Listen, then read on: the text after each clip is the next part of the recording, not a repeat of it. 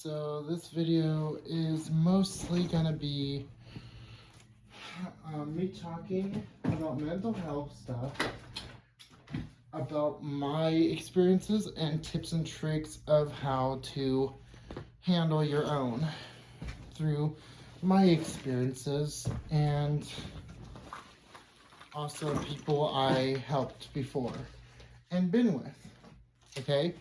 And you don't have to agree, you don't have to do anything. It's just your choice to whether to listen or whatever. And I hope you enjoy the video. So basically, as you know, everyone in the world, most everyone has dealt with some sort of trauma, pain, suffering, and sometimes you don't even know why, correct? You don't know why you have this pain. Even if you're born, you don't know why you have this pain, this condition. Some people call it a label like ADHD, autism, a disability, or a genetic mutation. Sometimes that's true, sometimes it's not. Okay, let me explain. So, as for that, they say it's like a mental illness. But I say it's just like your brain being more smarter and active. In that you are, if it's like ADHD and autism, you're just hyper-focused. Hyperly focused, more energetic, more proud, and also more understanding of human beings and the people around you. And let me cooperate on that and try to explain and help you cooperate and identify it. And sometimes you'll say things that you don't mean to. Yes, there are certainly so small times where you make mistakes on your words. But that's not failure. It's your speech trying to learn on its own. There's a reason why those people are more artistic. And there's also those reasons why they already started like so creative. Why are they so creative when they're disabled? Or they're considered disabled? You know? Because if they're considered disabled, wouldn't you believe that they were not able to function, correct? No. Some of them can function, but some kinds they cannot. The ones I would say are disabled are the ones who are physically, physically not able to do anything on their own. Like, not able to take care of their body, their well-being, stuff like that, you know?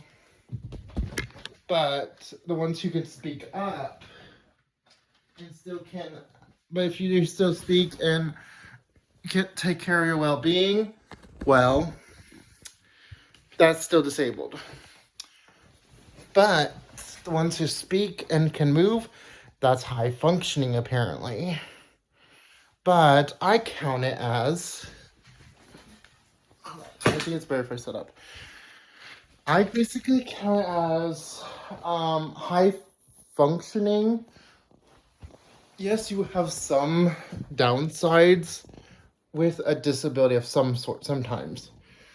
But, like, for example, I have seizures, which is just stress-induced, and my body's way of shutting down when overloaded. That's how I think of it. I don't think of it as a downfall. It's just that my body is telling me, calm your shit down. You know? Or else you're gonna shut down. So, in a way, don't think of it as a downside all the time. Sometimes it can be, but sometimes it can't. Now, that doesn't mean you don't need treatment. If you still believe in medicine, and if you choose to believe in medicine, you can get meds. But meds are not always good for you, because there's always the kinds that have side effects. And that's never good. So if you choose not to have meds, you don't have to. There's other ways of treating your stress if you don't like the meds. One, stress toys. Like just squishy things you can squeeze. Stuffed animals, that's one. And then there's the ones that are little cute and cuddly, like more stuffed animals. But there's also like the squishy things like the river, squares, circles. I don't want to say that BAL word because some people get it wrong in the head. I don't know why. And take it out of context. Anyways. The other thing would be fidgets. That's good too. You could also do art. You could walk. Go for walks, hiking. Listen to music, but only the kind that calm you down. Because remind you, your mind is a temple, as people say. If you believe in that, you can. But if you choose not to, then think about is your body. Here's another example that's similar, but to that reference, but different. Your body is a machine. It needs some form of focus away from that thing that you're gonna self-destruct yourself. Or else you blow up. So you need to move away. And then there's a second part. The third thing.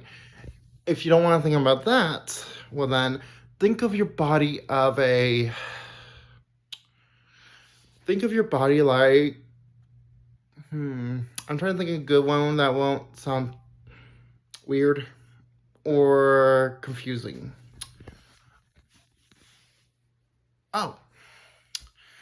So think of your body like an hourglass. So when the timer runs out, you shut down. And you have no energy. None. Because of that. But until it's turned back on. And that you need some sort of relief. Well, so that means you have to have something to distract you or rest or anything. But it depends on who you are. Remind you, these are just other tools. Another form of thing. If you really need help, call a therapist. I would suggest therapy is good too. Now, for one reason, if you choose not to have meds and you don't want meds, choose one that is not allowed to prescribe you meds, but is only there to listen. It's only allowed to listen. And if someone tries, and if you get stressed over, like, I don't know, someone trying to manipulate you, for example, with the Bible, this is a trick on that, of how to handle this. Get a Bible and get a dictionary. And try to read everything the Bible says. And then clash back of what you understood from reading the Bible and reading a dictionary. Because some things in there, they're lying about and taking out of context without reading a dictionary. Anyways, that's just a point out there. So you can clash back at them without being rude. Okay. Next. If you love someone, but they don't love you, it's going to be one-sided. Unless they're not showing love, but they do care for you. Here's the signs that they do. Because I've been that one who cares for people, but don't show it. So one, I technically avoid them, giving them their space or sometimes being too much in their space, So I have two separate sides. And if I'm avoiding them, they'll be like, why? And it's like, I'm trying to give you space. I thought you needed it because I thought you needed a break. I don't know. I was trying to give you a moment so you didn't get mad at me and you wouldn't feel bad for yourself. And so I wouldn't feel bad for me. Something like that, Because you have to help each other. It's always both sides, not one-sided. But sometimes you have to put yourself first if it gets too worse. Like, for example, if a friend offers you something, but it doesn't seem right. Like, if, for example, if like they give you candy and it looks a little tampered, they're trying to hurt you. Second thing, if they're trying like to tell you to go somewhere you never went before, but you want, and it's somewhere you always want to go, but they said they couldn't afford it, and they're just wanting to go recently, out of nowhere, out of blue, it's most likely a trap. So carry a taser or something. Next thing, always carry your phone. Now, and I'm not talking about the kind that has Wi-Fi signals, because sometimes those can give off where you're hiding from those people. I'm talking the kind that is like those old flip phones. Keep one on you. Buy it. Because those kinds can really help save your life very much. Next. For mental health, and this is going to be a mix of mental health and physical health, because I learned these things. If you feel like hurting yourself, and I have to talk about this contact. If you feel like hurting yourself, use a red marker. Swipe yourself with it. And show yourself, yeah, this does not look right. I should not do this. And if you want to add fake blood, you can. And show yourself, I should not do this. I should not do this. I should not do this.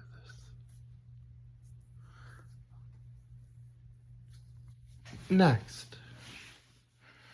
If you have issues with your gender identity, here's a tip. Anything could help it. And you could be a transgender male, you could be a transgender woman, you can be a femboy, tomboy. I don't give a frick what you want to be. As long as you're happy, and as long as you're happy with yourself. And you have to breathe through it. Like, imagine you don't, if you can't afford that, you get all the clothing that you have currently. Try to find, like, look at the best, cheapest thrift shop fashion, and then try to make your own. That's cheaper.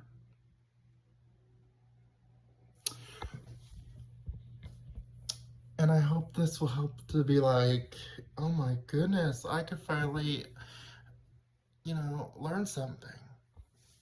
And gender and identity, they're so similar, but they're also so different. Because of the similar with the rules, but the difference is what they're about, So, let me explain. So the gender thing is more of a mental health thing to fix it physically of how you feel mentally. And so it's like a physical fix. So you can show it how you want it to show physically. And as for sexuality, it's more like who you desire, who you love. And if you love a man, if you love a woman, if you love all genders, or if you just only want to love yourself, that is what sexuality is. Like, you don't feel comfortable dating, but you love friends. And you take desire from having friends. Because they make you feel loved and cherished. Another thing. That's just a simpler term, okay? So, I'm simplifying everything in this video. So, it makes it easier, and it won't make this video too long, but it's still going to be pretty long. For different topics, I want to go down through everyone, okay? So, next thing is for, like, as an issue, if you have, like, a abuse problem, like if someone's trying to hurt you, get help right away. Like, just get help. We all been there. We all dealt with that. It's not fun. So the best thing to handle it is get help. No matter what it is. Your parents. The police. No matter what. Anything that can get you help to save your life. We all been through trauma. But there's gonna have a suicide warning in a bit. I'll put it before this happens, this clip. But we're gonna be talking about it. Suicide is never the answer. So yes, if you kill yourself, it'll end your pain. Kinda. But not really. Your pain won't come forever. Even within a new body, if you get reborn, if you believe in that, you will still carry that pain. You will still carry that pain.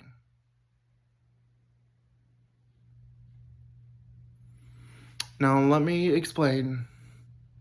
When you carry pain, it's come through your ancestors. When you carry pain, it comes through your family and your ancestors. And I'm not talking about your birth parents.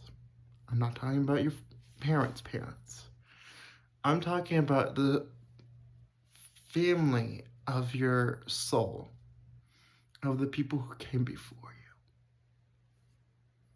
of your very spirit, of the other sides of you, of your other self. And I mean multiple because we've all been alive at least more than once, mentally.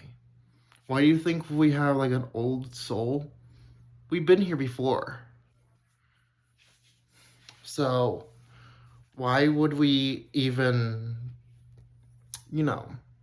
judge others? And that's why some of us don't judge others. That's why some of us choose to treat each other as family. Because we all know that we're related by one part. We all have a soul. We all have a choice. We all have a choice to help others. Some twist it. Some want to hurt others. Some don't. The real choice is, how are you going to do with your knowledge? Are you going to protect or are you going to hurt people? The choice is yours on that. But be careful of who you give knowledge to. Keep your secrets to yourself. Read the room. Look around. If they're truly trustworthy or not. Okay? You can tell your whole life about them. About stuff you're not ashamed. If you're truly no longer broken. And just explain it all over and over again. And how you're fixing your life. You're trying to turn around. And you are actually fixing your life. And if you believe in more than one religion and you believe that every religion is connected to one, you got that right. But I'll say that to a different thing. Just remember, we are all human. But there's some people out there that is not truly human. And there's some people out there that probably are just trying to hurt others. And this is for content purposes only, but also mixed with facts and a mix of truth. So I can't say anything is completely true and completely not, but it is a mix of both. Of something I can't prove that is true, some of it is facts. And the best way is to handle it. Most suicide things with transitioning get stopped once they transition. I haven't transitioned yet. I haven't had suicide. Reason being, I'm mentally stable, but I still want to do it for my purposes. If that makes sense. And here's my thing. Do I feel safe with myself? Not alone. Am I mentally stable? Yes. Why do I not feel safe alone?